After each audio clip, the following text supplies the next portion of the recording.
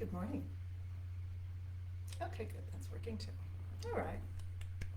Good morning. Good morning, my friends. Good morning.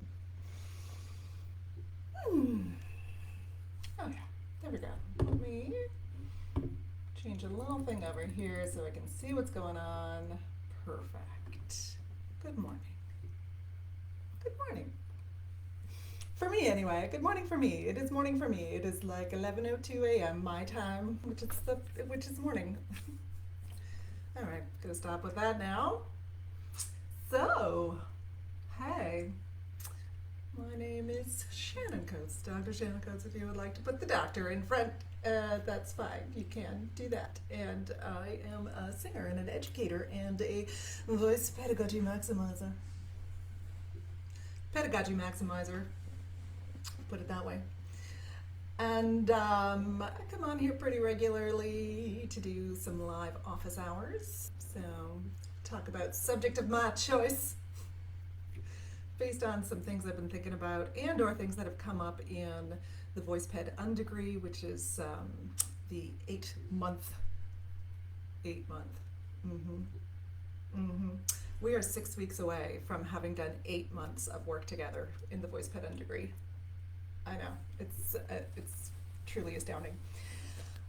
Things that have come up in the voice ped undegree, things that are coming up, questions people ask randomly. People will ask questions or comments I see in, forums or questions I see in forums, et cetera, et cetera. So all of those things come up as things that I'm like, oh, let's talk about that. So often I'm talking about pedagogy, I'm talking about student-led learning, I'm talking about, power over dynamics in the voice studio, which is borrowed from Brene Brown, and talking about different ways of ideas around teaching and philosophies, pedagogical philosophies, unpacking some master apprentice type things that happen in the voice studio, and especially let's just say in the voice studio. I have to talk about in the systems, academic systems, and the way that those systems work, and ways that I think we can make them a little bit better. I often talk about that. Yes. Anyway, so today I haven't done a sort of technique slash anatomy physiology type live office hours in quite a long time. I've been talking about teaching for a long time. I've been talking about pedagogy principles. I've been talking about, demonstration over describe. I think, last week I talked about explore over explain, or exploration over explanation, or the experience. Talk about all those things. And so something that came up in the voice ped undegree with we in the voice ped undegree we do talk some anatomy phys for sure, and we certainly talk about how the voice works and various aspects of the actual physicality of the voice, and of course the main thrust is how to teach. And so there are lots of questions, and one of the questions that came up a couple weeks back was around how to work with singers to find agility.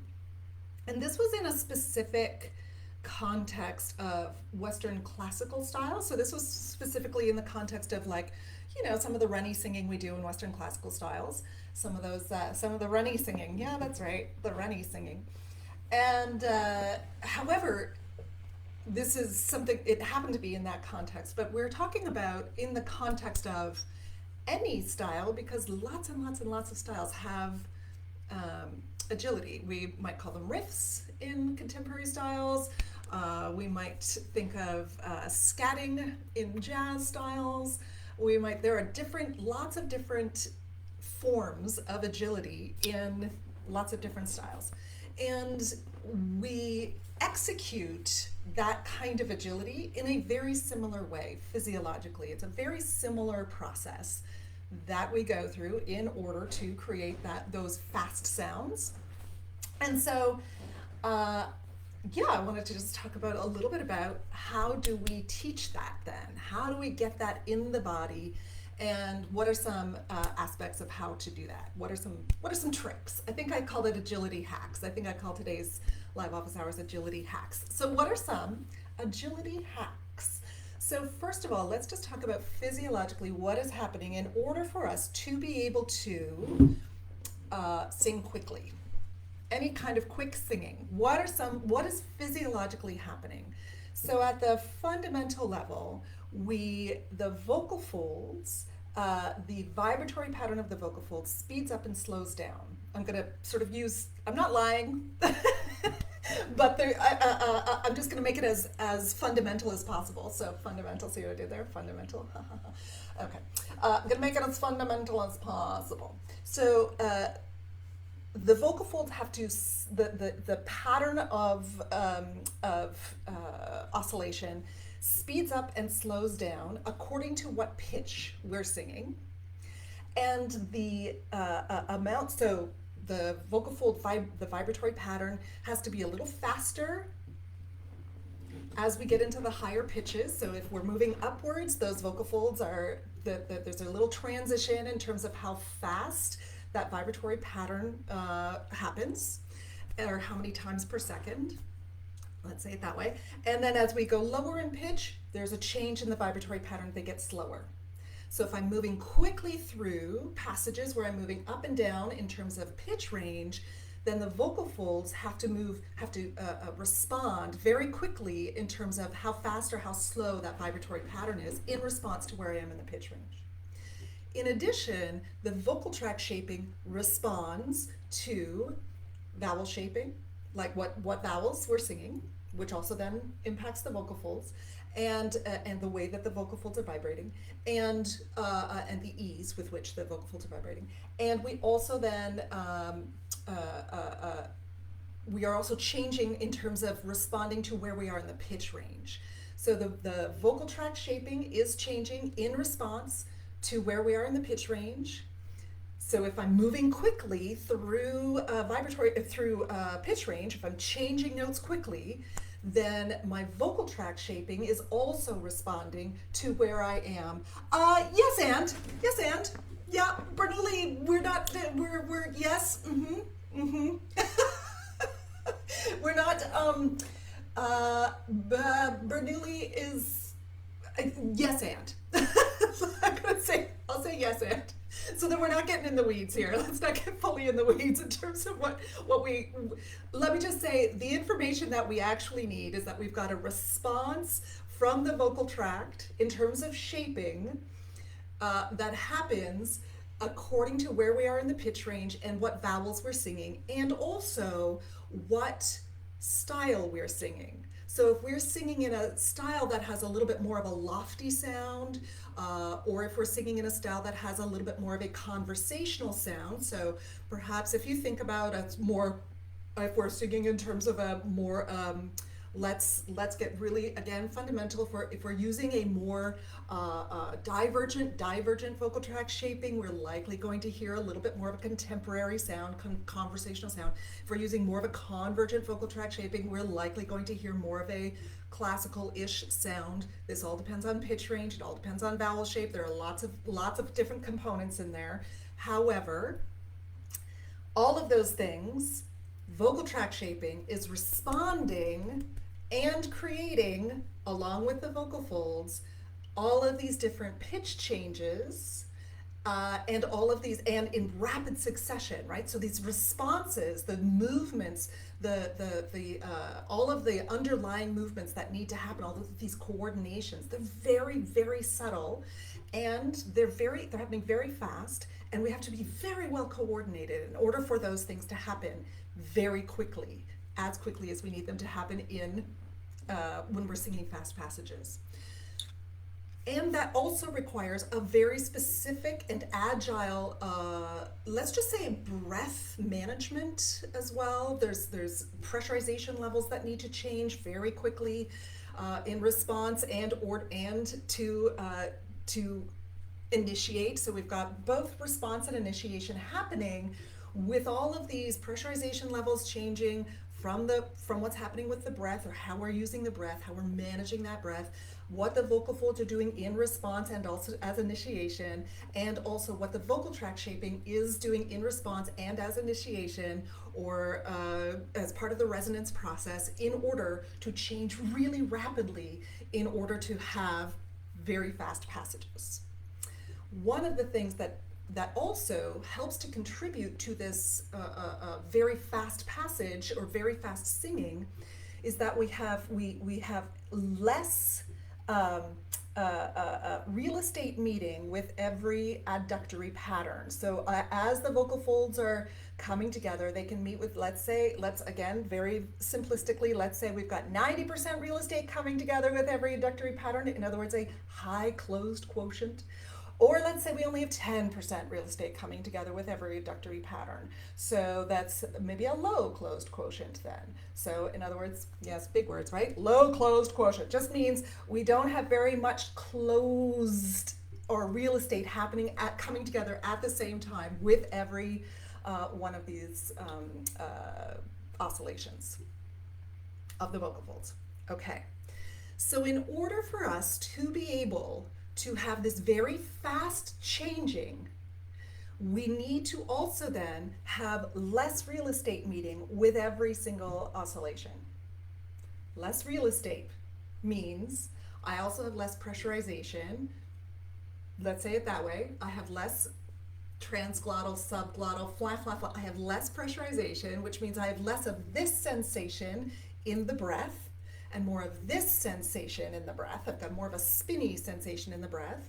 If you're thinking about flow and pressure in terms of a scale, we're going to go toward the flow side or the breathy side of that pressurization scale. So we're going to take away from that, we're going to move away from the pressurization side, we're going to go toward that breathy side in terms of the way we're using the breath, because in response to and also as a way to initiate the kind, like these things work together, right, in tandem, so as response and also as initiation, so that we have a lot less real estate meeting with every oscillation, so that we have more agility available to us, more movement available to us, in order to change those oscillation patterns, right? How fast or how slow they're going, in response to where I am in the pitch range, and also in response to what kind of vocal tract shaping I need in order to get the vowel, in that pitch range and in that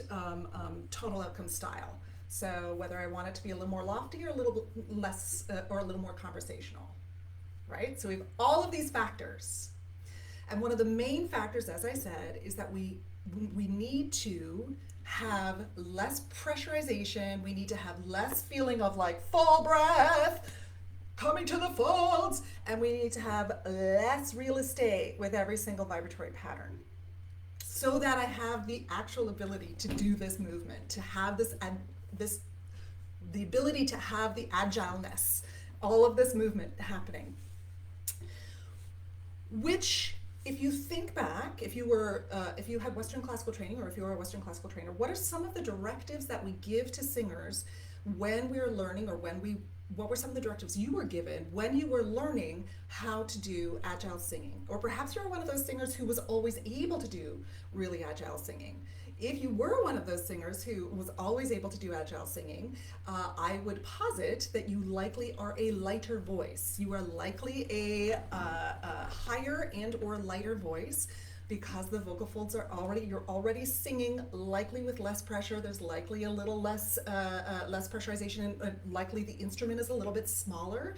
We likely have more agility built into what the voice does. If you are a big voice and you always had lots of agility, power to you.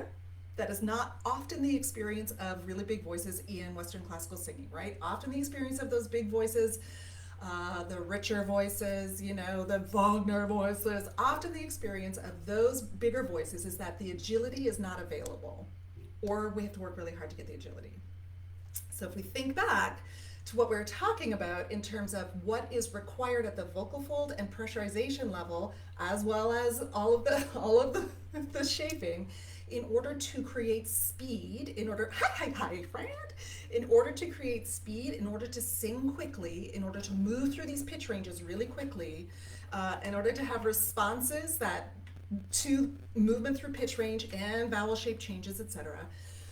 If we think back to less real estate, which means more flow, or possibly more flow, likely toward a more flowy or breathy sensation with the breath use.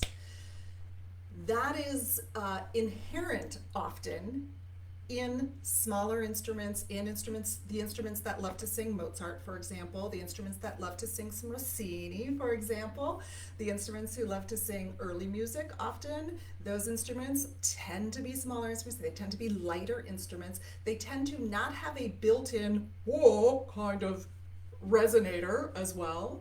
So when we have, and the music that we're singing tends to have a lighter tonal outcome or a brighter, if you will, tonal outcome as inherent in the music, right? So the Mozart tonal outcome is it is lighter, it is brighter, if you will, than the, say, Wagnerian tonal outcome.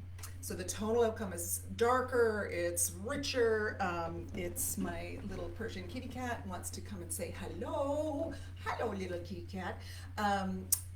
Just imagine me just like petting the cat, except he's black, he's not white. Anybody know the reference? You're welcome. His name is Little Baby Jack Reacher. That's his full name, all one word, Little Baby Jack Reacher. I can't help myself.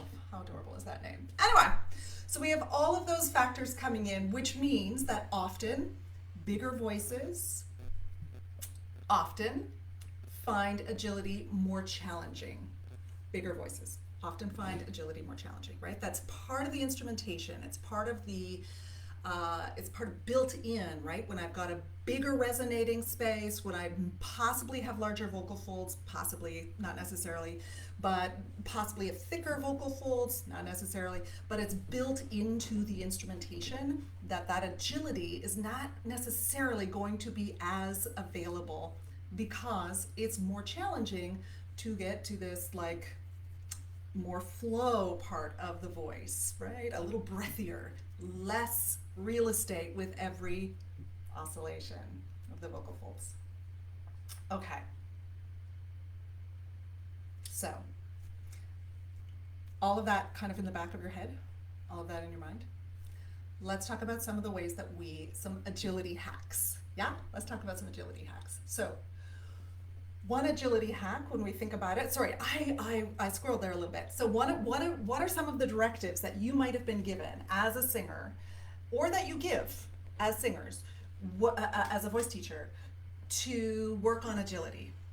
Often we talk about lightness, brightness. We talk about feeling buoyant, feeling bouncy. We talk about all of these things. What do all of those directives have in common? They're asking my body, they're asking my instrument to back off the pressure a little bit, find energy versus pressure, and I'm not using these words in the science sense, I'm using these words in a sensation sense. So we're talking, I mean, a little bit associated with physiological stuff, too, certainly, but I'm using it more in a sensation sense. So we're asking singers to go lighter, to feel their breath as energy. We're asking for this kind of sensation, right? We're asking for this sensation versus this sensation. We're really working not to have a pressure feel, but to have a light, bright, clear, buoyant, laughing. We often talk about laughing when we're talking about like working on agility. What are all of those things actually doing? They are cueing us, again, to take that pressurization level down. They're cueing us to coordinate toward 10% real estate with every oscillation versus 90% real estate with every oscillation. That's what we're cueing for. So, and also then we're hoping that the vocal tract shaping is going to like follow along and coordinate as well. Sometimes it doesn't, but we're hoping that that will also coordinate as well. And so then what is a couple of the ways that we can then work more intentionally toward finding agility, and this is both for Western classical and for riffs, We do this for all styles. We do, whenever we're singing quickly, this is the physiological reality of whenever we're singing quickly, is that we're going into a more of a, even if we're singing in sort of chest voice, we are likely going to have a sensation of head voice when we're singing riffs, for example. If I'm doing riffs, if I'm doing, if I'm doing Beyonce, whatever, if I'm doing riffs in contemporary styles, even though I may be singing in a chest voice sound or in a chest voice range, I'm going to use these really broad terms here, in a chest voice range, I will likely have a sensation of those riffs being in a head voice, being sung in head voice. I may even feel like I am singing head voice, even though I know I'm in this particular range where it's unlikely that I'm using full head voice, if you will. Again, these terms, really broad terms. We're talking about sensation more than we're actually talking about physiology. Because the sensation of head voice, that lighter sound, that upper register, that sensation, we associate that sensation with 10% real estate, with a flow. We associate that with a breathier sound, so toward the breathy side of the pressure to breathy spectrum, if you will. So we associate head voice because thinner folds, etc. There are lots of other things there, but we associate the head voice sensation often with, or because of the physiology of head voice, where we only have, say, 10% of the vocal folds to vibrate. Again, there's more to it, but because we have thinner folds vibrating, it requires a different kind of pressurization. We get closer to that breathier side of the flow scale in order for those vocal folds to move with that energy, and the shaping has to change as well. So what happens is when we're working with agility, we often have the sensation of being in head voice, which means using a head voice as directive can be very useful. So some of the directives that we can also use, in addition to how light can it be, how clear can it be, how bright can it be, can we find even more bouncing, buoyancy. Some of the other things that we can use are, I would love to hear this whole thing in head voice, depending on what their sensation is, right? Depending on what their understanding of head voice is. Talking about the actual sensation, whether or not they are actually using head voice or not. Who cares whether you're using head voice or not? We're just talking about sensation. So directives, the other thing that we can use as a directive is how much more quietly can you sing this? Sometimes we get quiet and squeeze. Absolutely. However, sometimes when we go into that quietness, or when we talk about loudness, sometimes when we use a directive in terms of loudness and softness, that correlates in the body as a coordination between pressurization and breathiness. Because there is a relationship between pressurization and breathiness, between how much of the vocal folds are coming together and amplitude. There is a relationship there. So when I ask you to sing that song to sing the riff at 50% volume rather than your full loudness, or to sing that run at 50% volume, let's try it 30% volume. Or you can use the good old-fashioned, what happens if you do that with a mezzo piano versus mezzo forte. That can also be a really lovely way to cue this 10% vocal fold real estate, 10% real estate, get ourselves over on that breathy scale, or on the flow scale, over toward the breathy side of the flow scale, and to release some of the pressurization and have energy, an energy sensation rather than a pressurization sensation.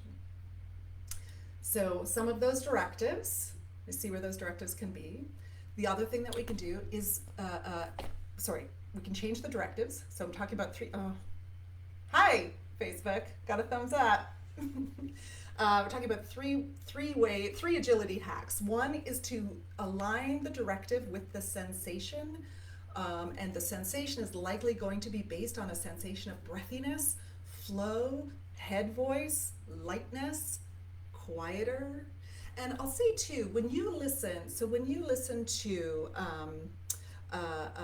contemporary and recorded folks doing high agility singing, we do not necessarily distinguish the fact that we're actually hearing a lower volume of sound. We don't necessarily distinguish that fact because it's been produced.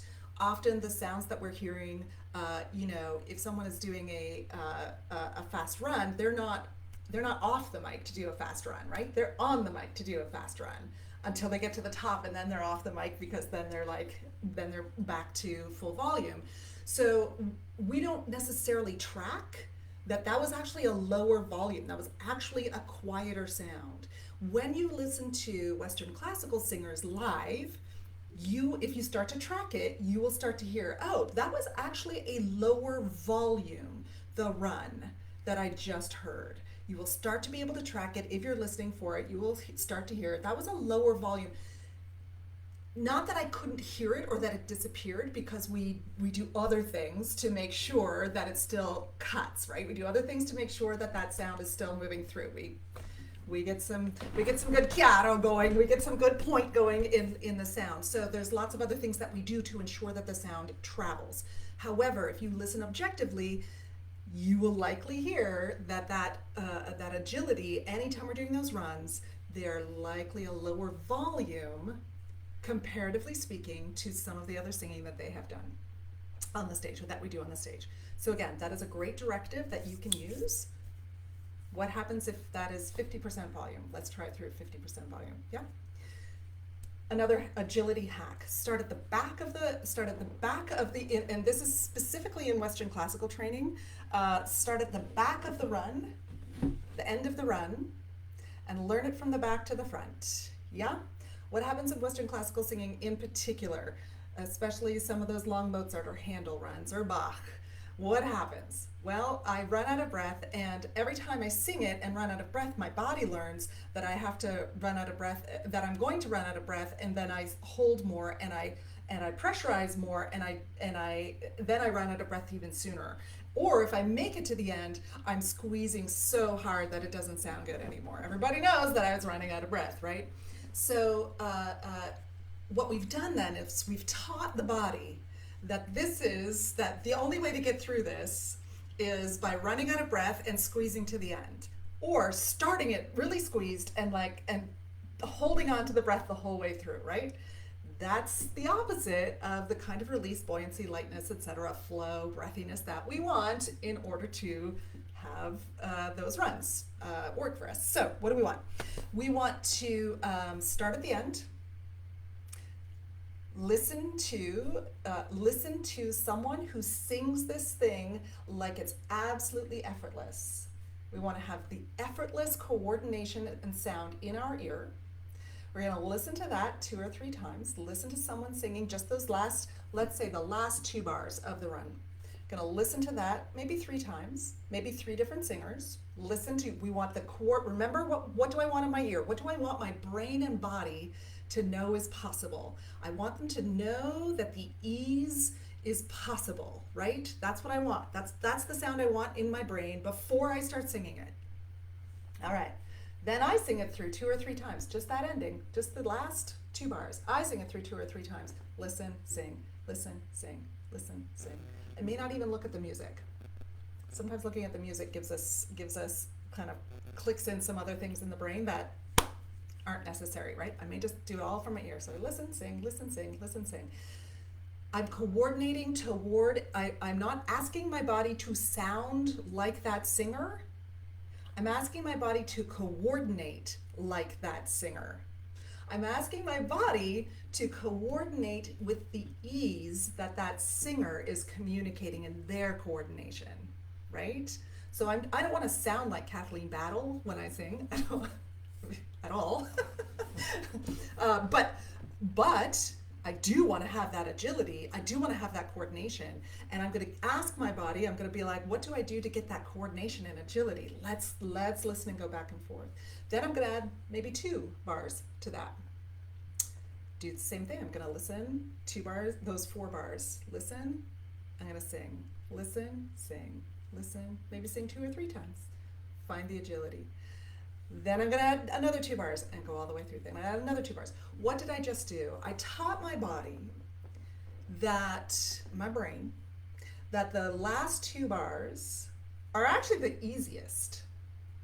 That is the most ease filled. That is the best part of the whole thing. So now my body and brain expect to get to the end of this run with full ease. Of course they do, because I just taught them that, right? Because I started at the end. Mm-hmm, mm-hmm.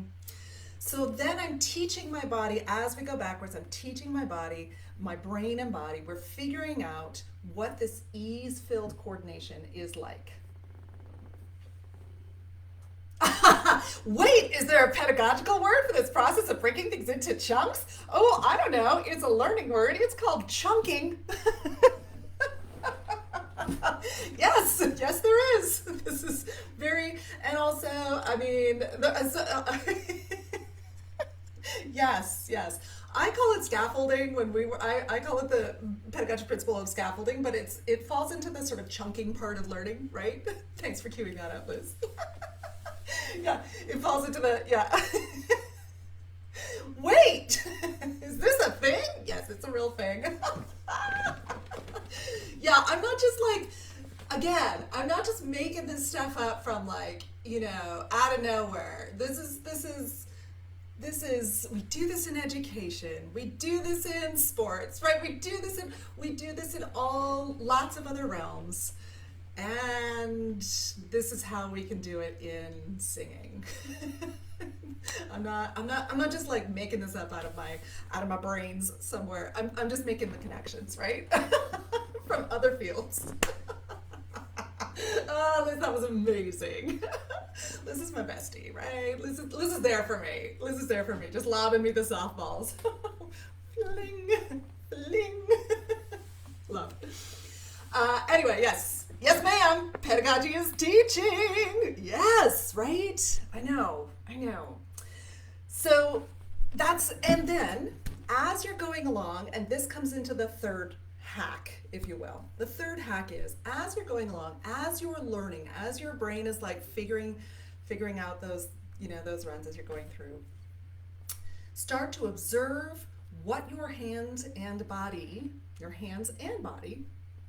to a lesser extent, but definitely your hands, start to observe what your hands want to do in response to the music that you are learning. So in response to the run. This is the same when we're learning riffs. You can learn riffs backwards as well. Riffs don't tend to be as long as, like in our contemporary styles, they don't tend to be as long as like a Handel run or as a Bach run. Like they don't tend to be as long as that. They don't tend to be like a minute and a half long where you're like, I'm dying. But you can learn riffs backwards as well.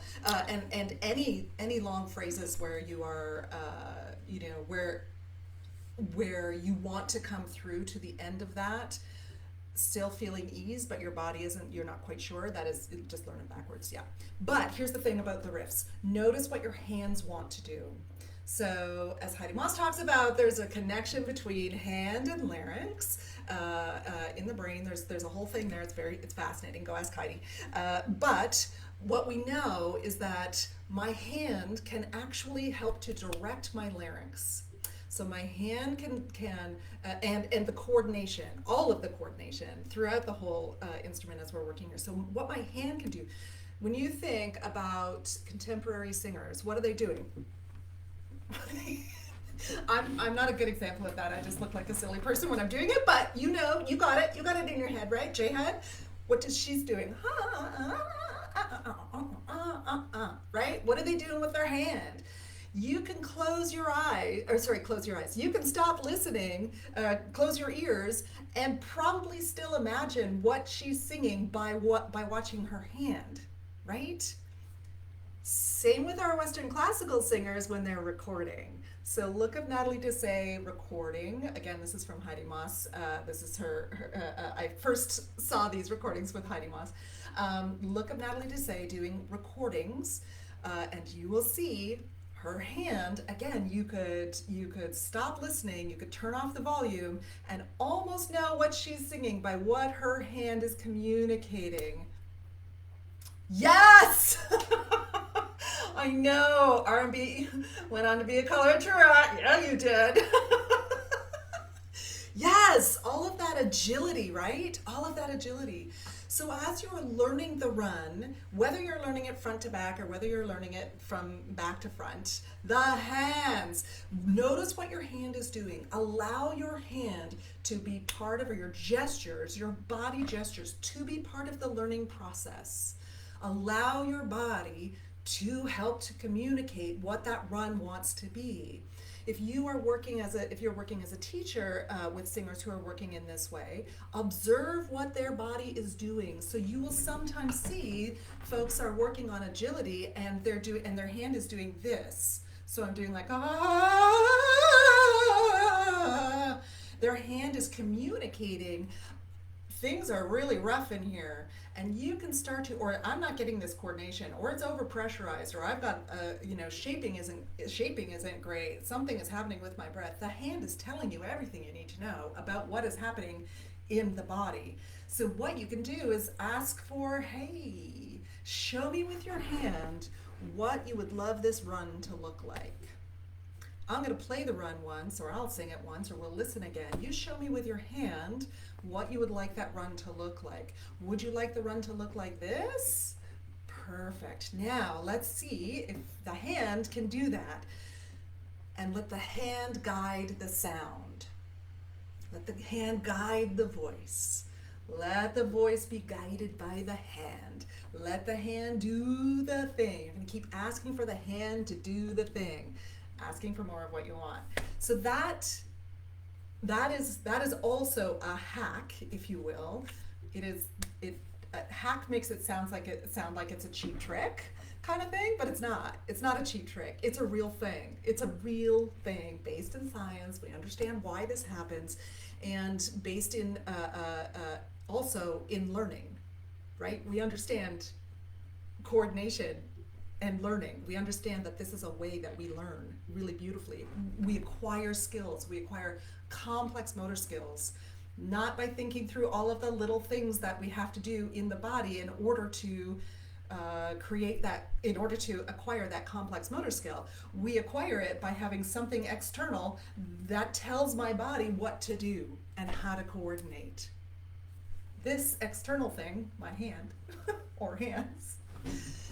And one of the things that when I was training, when I was doing, when I was a young singer, one of the things that was leveled at me often, or that I was told, or that I understood to be true, was that I should never be moving, right? Movement wasn't a good way to learn how to sing.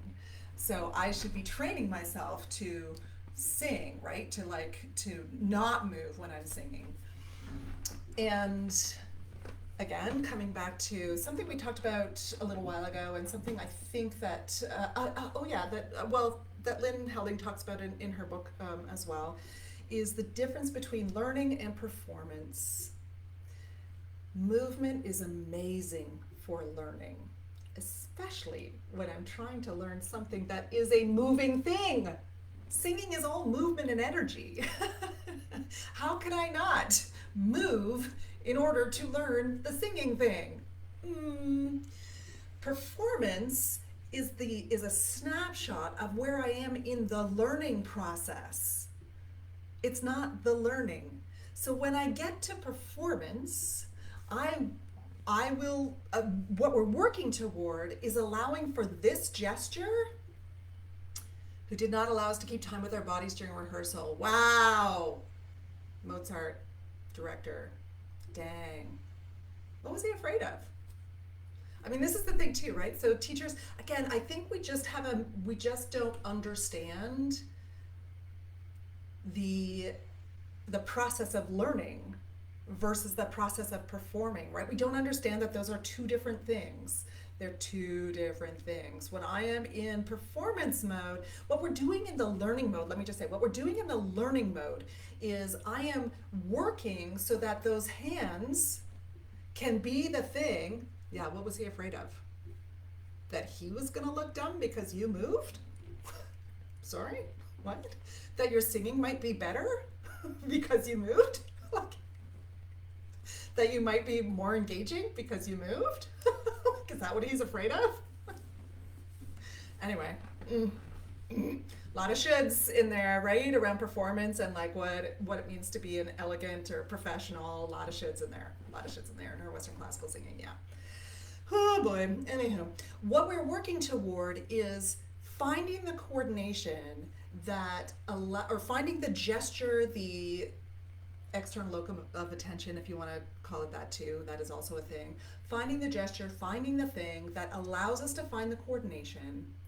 Then we use that thing to build the coordination until we have learned the coordination, right? Until it is actually in our bodies, until we can do it in lots of different ways and in lots of different keys and different vowels, etc. That's how we know we've learned it, is when we can do it under different circumstances. We can do the thing under lots of different circumstances. So now I know that I know the thing. Now my hand gesture can become part of an intentional gesture to communicate versus the thing that is allowing me to do that, like that is prompting the coordination, right? So now my hand, I can use these gestures, whatever these gestures are, unless you're Cecilia Bartoli, and then you just keep using them forever. It's all fine, do whatever you want. But then my hand gestures then become part of the communicational intention, right? I can start to change those because my body now knows the coordination.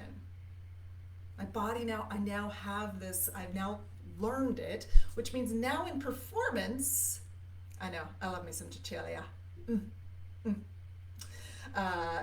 Now in performance, I'm no longer learning, right? I'm no longer in the I need to acquire the skill mode.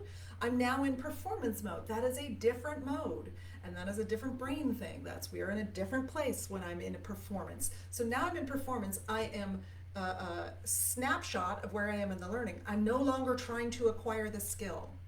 I no longer need the hand necessarily to remind my body of how to do the thing. It's done its thing, unless you're singing unless you're singing gospel, unless you're singing in lots of different rock styles, unless you're singing in then because there's a different performance expectation. Then you can do whatever you want with your hands. Be all over the place. Ha ha ha ha ha. You can communicate all of the runs with your hands if you want to, and it is part of the style. That's part of the performance style. That's part of what we do, right? We got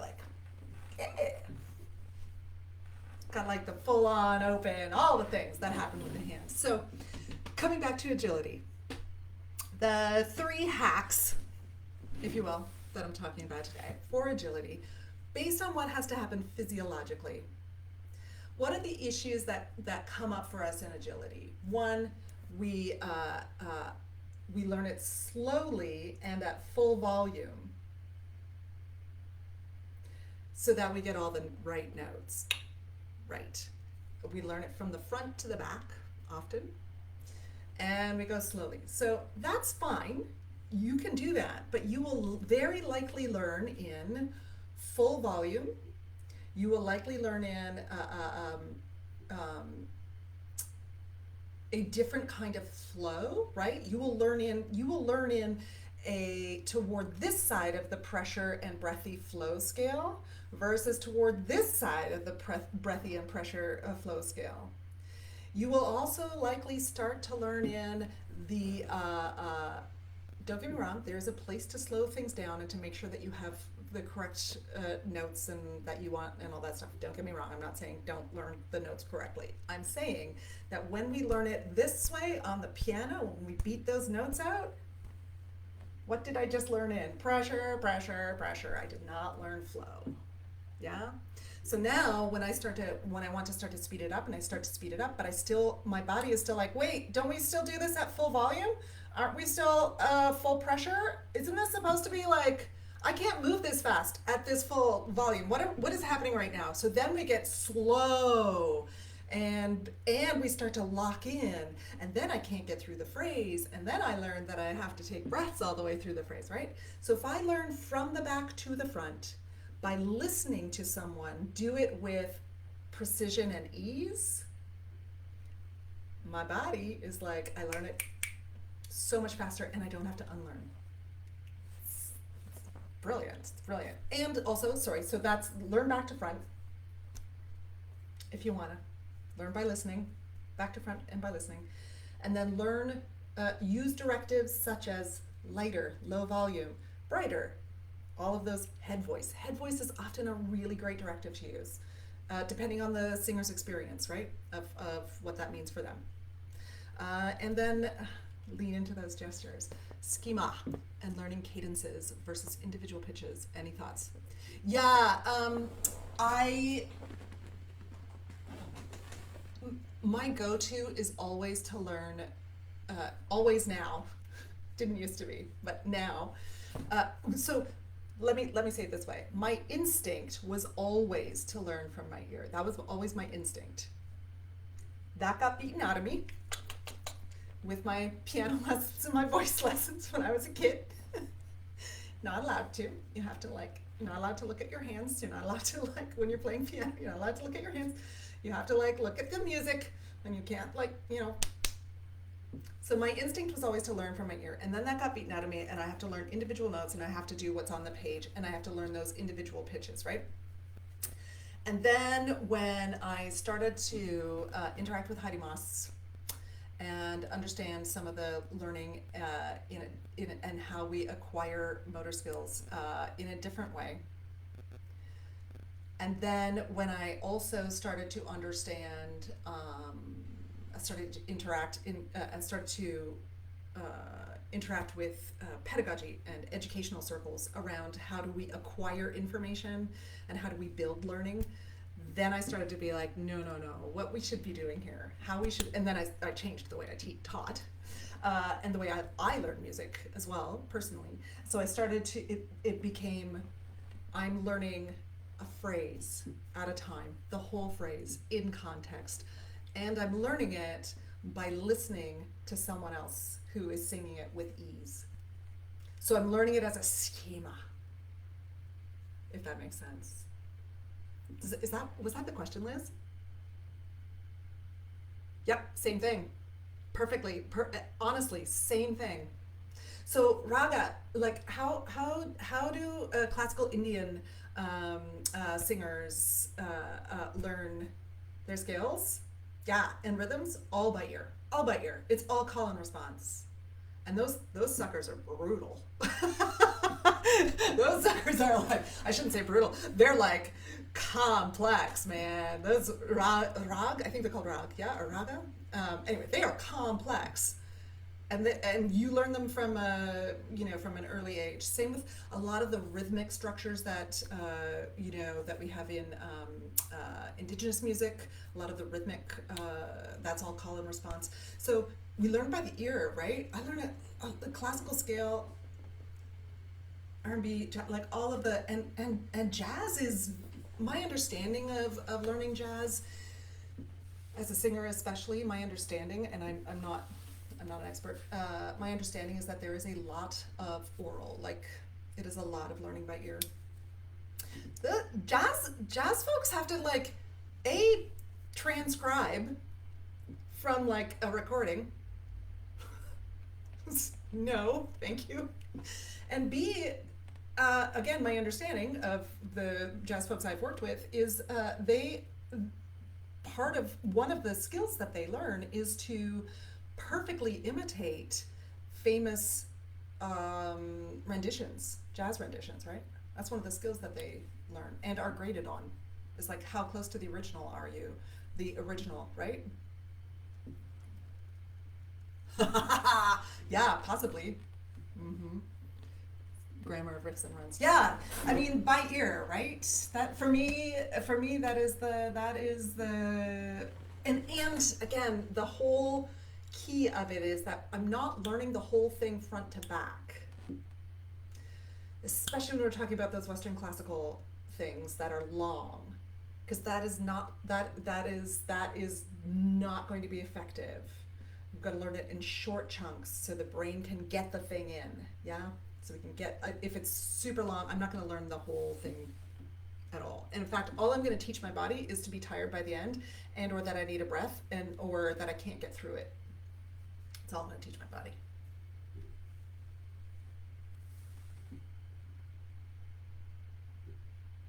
I do love me some, when you're learning it in, I do love me some quiet staccatos.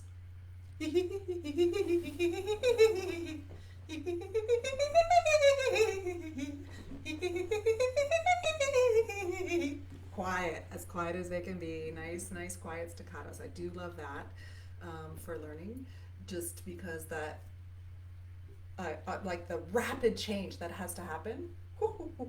It's so precise, right? That really rapid change that has to happen. And because I'm doing it quietly, I'm teaching my body, so long as we're not squeezing, that's a whole other thing. Sometimes we have to work through what it feels like to sing quietly without like that squeezing, because quiet sometimes translates in a different way. So then you have to find a different directive. Because if quiet means squeeze for the singer, if they experience quietness as squeezing, then we got to find a different directive, right? We're going to find maybe lightness, maybe, I don't know, maybe a color, maybe light pink is the directive you want. I don't know. Maybe little butterflies is the directive you want. Who knows? But so you're finding that whichever directive gets them to that that energized flow side of the mechanics. Yes. Okay, I'm stopping there. Have fun with agility. Let me say one other thing. When we're talking about quiet, that can be one other thing. Yes, of course. The shaping of the vocal tract is also something we can direct toward. Sometimes shaping is really tricky because of the preciseness of that vowel, the preciseness of the requirement of that vowel, all the way through the pitch ranges. Sometimes, and so a thing to experiment with when you're working with agility is, what shaping does the body want to do in response to where we are in the pitch range? And then you may want to give some directives toward how much brighter can that be? How much more forward can you experience that? So you may want to find the directives. First of all, what does the body want to do in response to where I am in the pitch range? How does the body want to shape in response to where I am in the pitch range? And then, because often we're really wedded to the vowel, right? We're really wedded to the okay, but it has to sound like the word, and no, doesn't have to sound like the word in any way, shape, or form. It has to, you have to fool us into thinking that it sounds like the word. And you can do that in a lot of different ways. So find the vowel shape that works and the shaping that works, that is the most successful and effective for you, and then modify that toward the word. Yeah? Don't stay away from I must have this specific vowel. Find what works, modify that. Okay. Have fun. Have fun singing fast. Good times. Use your hands. Get the gestures. Whatever you can do for the gestures. Have fun with that. Yes, okay. What am I going to stop first? Okay, I'm going to stop this first. Here. Done. See ya. And over here too. And have a great weekend, friends.